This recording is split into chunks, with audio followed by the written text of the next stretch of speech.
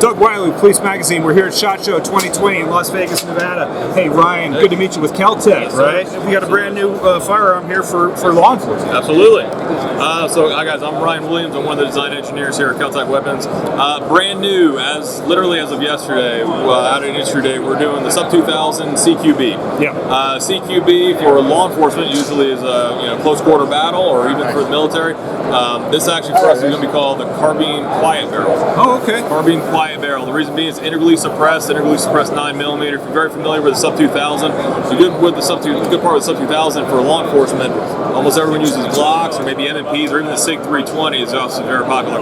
Our Carbine actually takes all those magazines. So oh, you wow. get the Glock variant, or you get the multi-mag variant for the MMP or for the SIG-320. We'll design a SUB2000 to actually take those magazines. So leaving your patrol vehicle, you're going to be issued your duty weapon, you leave it, you grab your carbine, you get some extra firepower, extra long range. Right. What's good with this is that when you shoot a 9mm, it's loud. 16-inch barrel, you're going to get a very loud sound to it. To make it softer for actual tactics, you add a suppressor to it. You're going to add length when you add a suppressor to it. The best part about this guy is that it's going to be integrally suppressed. So you have a 16-inch barrel, you got about 4.5, 4.25 inches of rifle length, so you got pretty much a pistol length barrel. Pretty much the rest is all volume. The rest is literally going to be all baffles, all actual volume for this. This suppressor actually lowers it by about 25, 30 decibels, so it's actually very hearing safe, especially with subsonic ammunition. SUB2000, just like any other model, will actually fold in half. The best part about the CQB models is this little latching tab right here.